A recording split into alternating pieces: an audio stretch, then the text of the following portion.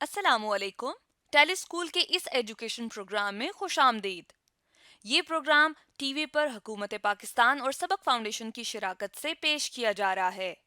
इसके लेसन्स पाकिस्तान के तमाम तालीमी बोर्ड बशमूल कैम्ब्रिज के सिलेबस के मुताबिक तैयार किए गए हैं, जिसमें एजुकेशन कंटेंट सबक फाउंडेशन प्रोवाइड कर रही है।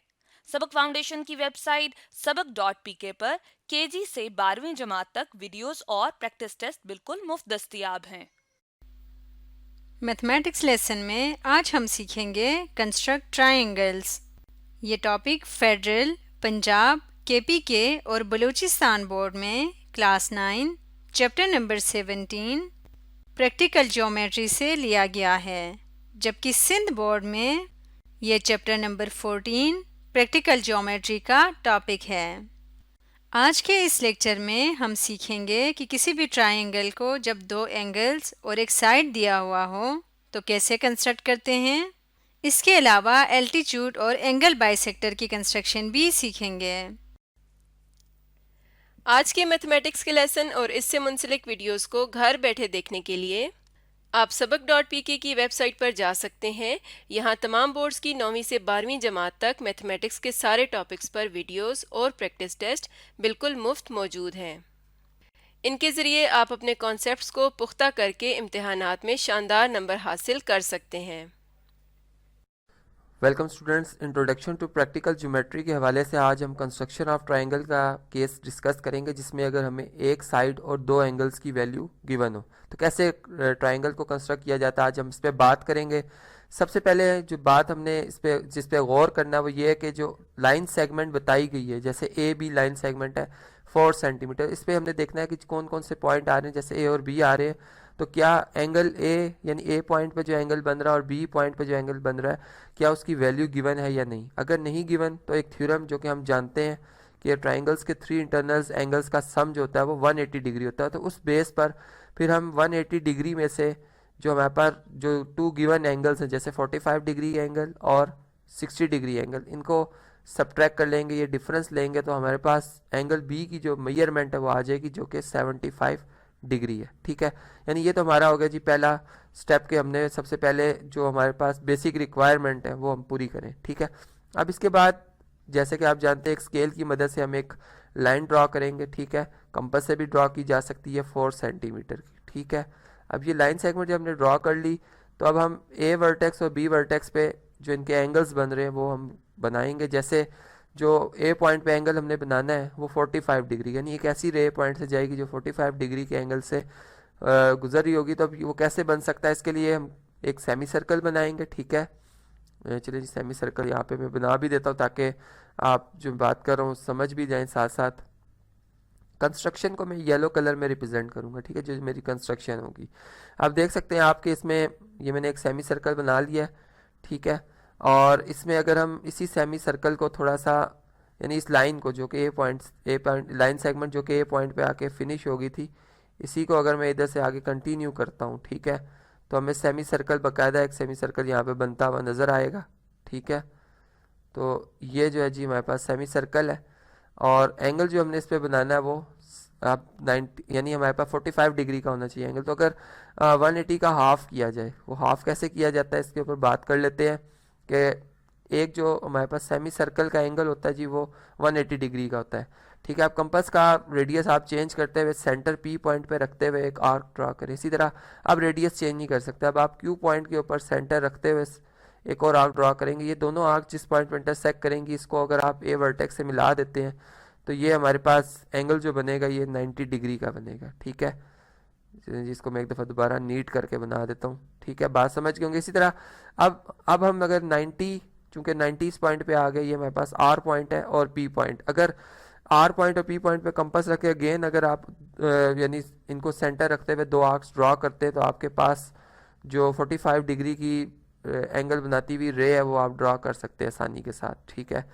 इसको मैं थोड़ा सा और एडजस्ट कर देता हूँ। ये यहाँ पे देखें बिल्कुल इसकी कंस्ट्रक्शन के हवाले से जो मैं बात कर रहा था उसको मैं दोबारा रिपीट कर देता हूँ कि पी पॉइंट पे सेंटर रखते हुए रेडियस आपकी मर्जी, आप इसको चेंज कर दें, एक आर्क ड्रा करेंगे।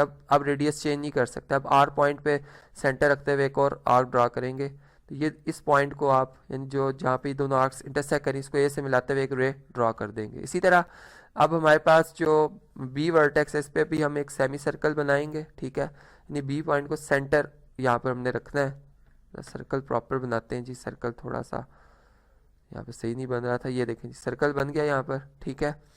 अब हमने क्या करना है, यहाँ पे सेमी सर्कल जिस तरह से मैंने आपको बताया कि सेमी सर्कल कहाँ बन रहा है, ये बन रहा है, ठीक है।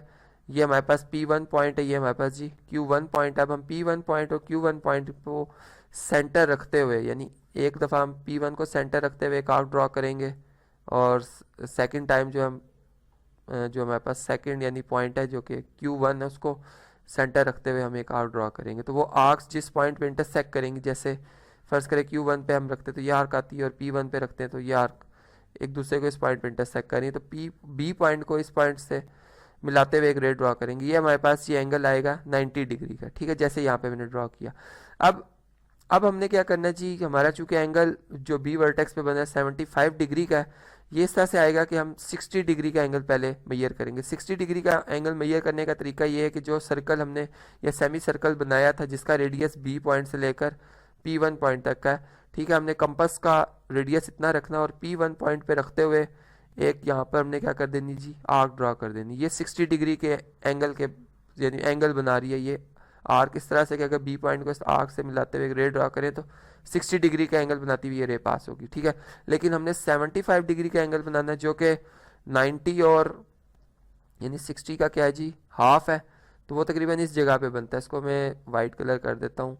अब कंस्ट्रक्शन के हवाले से बात कर लेते हैं कि कैसे, यानी आप देख सकते हैं कि ये हमारे पास P2 पॉइंट आ रहा था, ठीक है, और ये हमारे पास P3 पॉइंट आ रहा है। अब हम P2 पॉइंट पे अपनी मर्जी का रेडियस रखते हुए एक आर्क ड्रॉ करेंगे। जब हमने आर्क ड्रॉ कर दिया अब रेडियस चेंज नहीं होगा। अब हम सेंटर को P3 रखेंगे और इसी आर्क को इंटरसेक्ट करेंगे, जिस पॉइंट पे इंटरसेक्ट करेगी ये आर्क, ठीक है, ये वो पॉइंट है, तो इस पॉइंट को बी पॉइंट से मिलाते हुए एक रे ड्रॉ कर देंगे। अब ये दोनों रेज जिस पॉइंट पे इंटरसेक्ट कर रही हैं ये जी हमारा सी पॉइंट है। अगर आप प्रोटेक्टर से सी वर्टेक्स पे एंगल देखें तो ये एग्जैक्ट 60 डिग्री का बनेगा। अगर नहीं बन रहा तो इसका मतलब है कि आपने कहीं पर कोई गलती की है, एंगल सही नहीं बनाया, ठीक है, तो ये चेक भी हो जाता है। तो ये था जी आज का हमारा प्रोसेस जिसमें हम ये देख सकते हैं कि अगर एक साइड और दो एंगल्स की वैल्यू मालूम हो तो कैसे ट्राइंगल कंस्ट्रक्ट की जाती है। Welcome students, introduction to practical geometry के हवाले से आज हम एंगल बाइसेक्टर्स का कंसेप्ट समझेंगे और देखते हैं कि इसको किस तरह से ड्रॉ किया जाता है। इसके लिए यहाँ पर जैसे एक सर्कल आपको नज़र आ रहा है, मैंने बी पॉइंट को सेंटर रखते हुए एक सूटेबल रेडियस रखा है और हर वर्टेक्स पे एक सर्कल बनाया था, ठीक है, यहाँ भी एक सर्कल बनाया था। अब चूंकि आर्क जो होती है वो सर्कल का एक पार्ट होती है, यहाँ पर हमने मेन जो हमारा मकसद था एक आर्क ड्रॉ करना था, ठीक है, तो वो मकसद हमारा यहाँ पे फुलफिल हो जाता है। और इसी तरह से अगर आप देखें इसको भी मैं यहाँ पर अगर रेस कर दूँ तो ये सर्कल का ये वाला पोर्शन अगर रेस कर दिया जाए तो आप देख सकते हैं कि ये एंगल जो बी वर्टेक्स पे बन रहा है वो बिल्कुल एक्यूरेट बनेगा। यानी इसकी ये वजह है कि हमने चूंकि एंगल बाई सेक्टर्स ड्रॉ करने हैं तो इसको हम कंपास से ही ड्रॉ करेंगे, यानी बाय हैंड हम इसको इस तरह से ड्रॉ नहीं कर सकते। अब इससे आगे हम इसको कंटिन्यू करते हैं कि जब हम एंगल्स बना लेंगे हर वर्टेक्स पे तो अब इनको बाइसेक्ट कैसे किया जाएगा।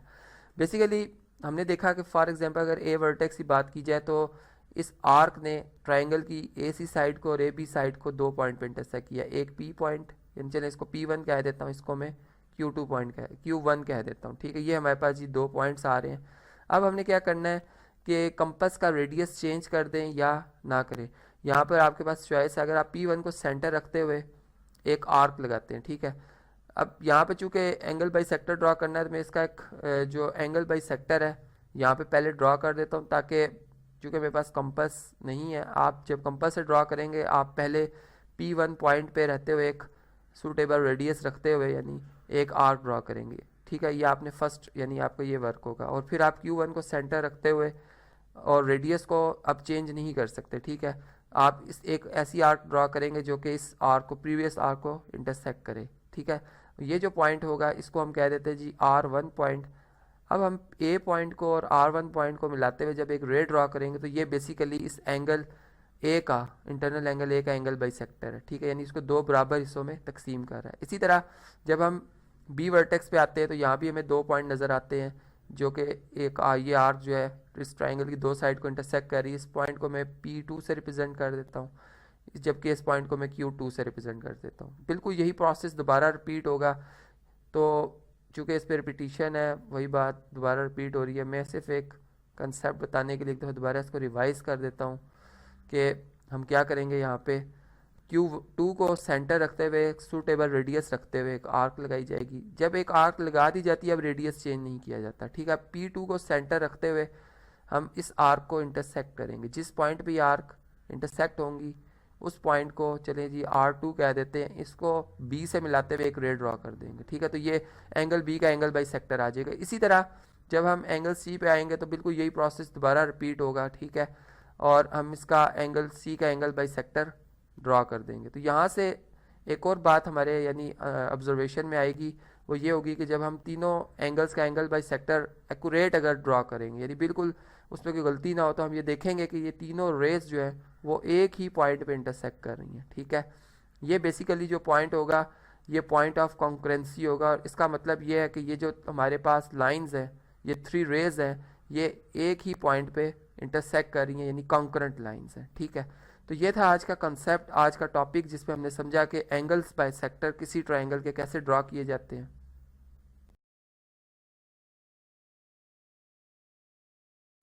वेलकम स्टूडेंट्स, आज हम एल्टीट्यूड्स ऑफ ट्रायंगल के ऊपर बात करेंगे कि किसी भी ट्रायंगल के एल्टीट्यूड्स कैसे ड्रॉ किए जाते हैं, क्या इसकी कंस्ट्रक्शन है, ठीक है। स्टार्ट करते हैं। देखें, आपको एक ट्रायंगल नज़र आ रही है ABC, ठीक है। अब इसमें जब हम कोई से 2 पॉइंट सेलेक्ट करते हैं, जैसे A और B पॉइंट सेलेक्ट करते हैं, तो ये एक इनको मिलाने से एक लाइन हमारे पास आ जाती है। अगर फॉर एग्जांपल मैं इसको बेस रख रहा हूँ, ठीक है, तो ट्रायंगल का जो थर्ड वर्टेक्स है C, अब इस C पॉइंट से हमने एक परपेंडिकुलर ड्रॉ करना है AB लाइन सेगमेंट की तरफ। और जब वो परपेंडिकुलर इस AB लाइन सेगमेंट को जिस पॉइंट पे इंटरसेक्ट करेगा, बेसिकली उस पॉइंट से लेकर C पॉइंट तक का जो डिस्टेंस होगा वो एल्टीट्यूड ऑफ ट्रायंगल कहलाएगा, ठीक है। बात समझ गए होंगे। अब ये पॉइंट सर्च करना है, कैसे सर्च किया जाता है इसको ज़रा अब हम समझते हैं। देखें, इसी बात को जो कि मैंने आपसे भी शेयर की कि मैं C पॉइंट को सेंटर रखते हुए कंपस से एक आर्क ड्रॉ करूँगा, ठीक है। यानी फ़र्ज़ करेंगे जो आर्क मैंने ड्रॉ की, ठीक है, सेंटर मैंने रखना है जी किसको, C को, ठीक है, और एक आर्क ड्रॉ करनी है। अब आर्क आप जानते हैं कि वो सर्कल का एक क्या होता है जी, स्मॉल पार्ट होता है, ठीक है।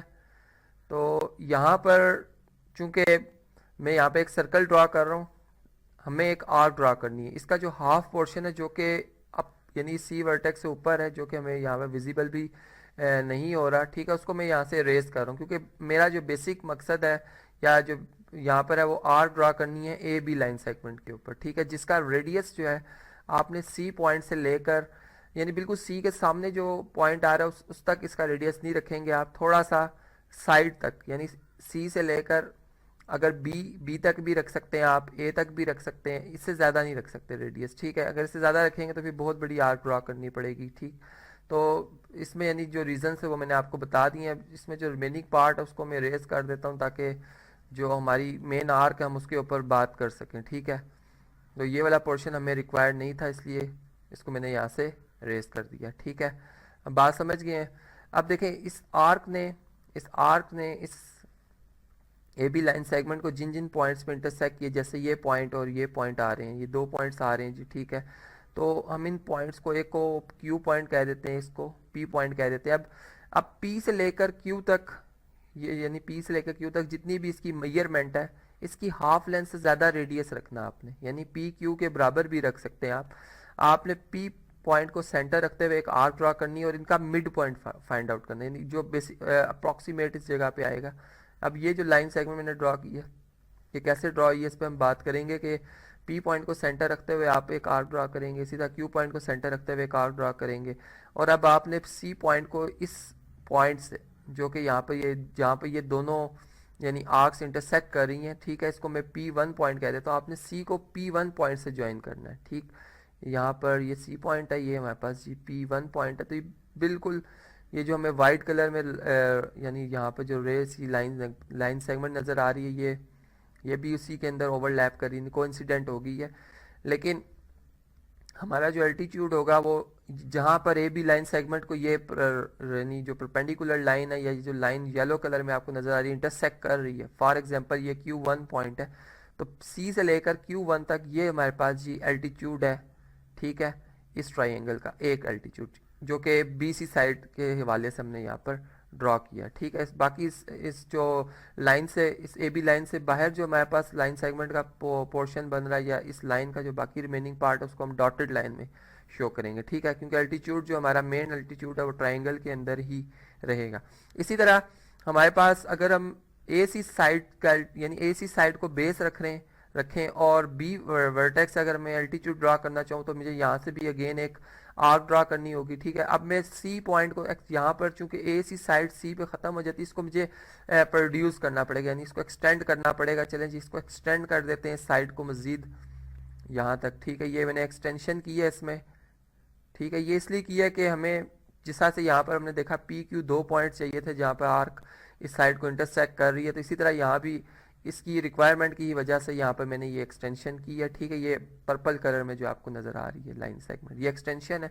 अब बी पॉइंट को सेंटर रखते हुए रेडियस जो है वो इस तरह से हो कि आप चलें, यहाँ पर एक मैं मार्क लगा रहा हूँ, इसको मैं डी पॉइंट कह देता हूँ। ठीक है, सी बी से लेकर डी तक इतना आप रेडियस रख लें या ई तक रख लें।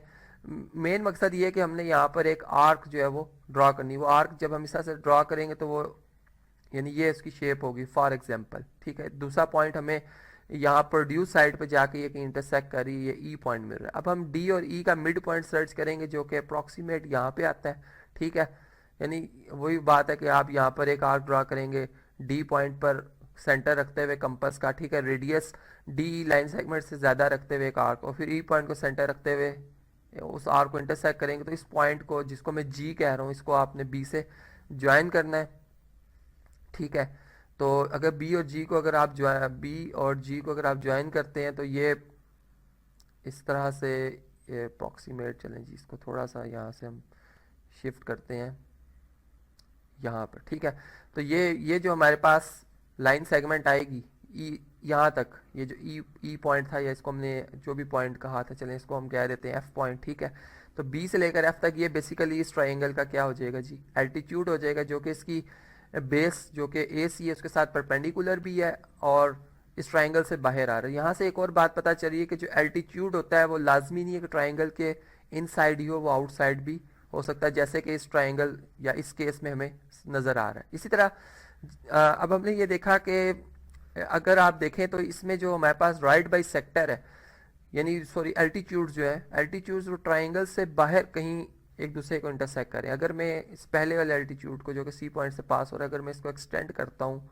यहाँ पर, ठीक है, तो आप देख रहे हैं कि ये वो पॉइंट है जहाँ पे ये दोनों, यानी ओ पॉइंट, चले मैं इसको ओ पॉइंट से रिप्रेजेंट कर लें, यहाँ पे ये दोनों जो एल्टीट्यूड्स हैं वो इंटरसेक्ट करें आउटसाइड दी सर्कल। इसी तरह जब हम ए वर्टेक्स से, जब हम बी सी लाइन सेगमेंट के लिए, हमारे पास G B C line segment, इसके लिए जब हम एल्टीट्यूड ड्रॉ करेंगे तो वो भी इस ट्राइंगल से बाहर ही बनेगा। और ये बात चूँकि हम ऑलरेडी जानते हैं कि किसी भी ट्राइंगल के जो हमारे पास एल्टीट्यूड्स होते हैं वो कंकरेंट होते हैं, यानी एक ही पॉइंट के ऊपर वो इंटरसेक्ट कर रहे होते हैं। ठीक है, तो यहाँ पे आप देख सकते हैं कि ये मैंने जो एल्टीट्यूड अब ड्रॉ किया है ये भी उसी पॉइंट पे इंटरसेक्ट हो रहा है जो कि ओ पॉइंट है। ठीक है, जो कि यहाँ मैंने मेंशन किया है।